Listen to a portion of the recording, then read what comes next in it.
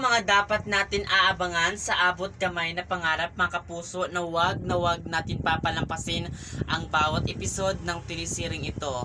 Nakauwi nga ligtas itong si Annalyn, si Tanyag at itong si Moira. So ang mangyayari na talaga dito ay itatama lahat ni Tanyag ang kanyang ginawang pagkakamali dito kay Annalyn kasi nga na brainwash ito ng mga kontrabida na ito na siniraan talaga ng mga kontrabida na ito itong si Annalyn sa paningin at sa harap ni Tanyag. Kaya ngayon ay gagawin lahat ni Tanyag para bumawi siya sa lahat ng pagkukulang niya dito kay Annalyn Santos. At ano ba yan?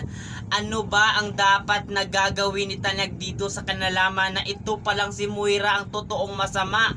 Ito na ba maging daan para mapagbayan talaga ni Moira lahat ng kasamaan na ginawa niya para talaga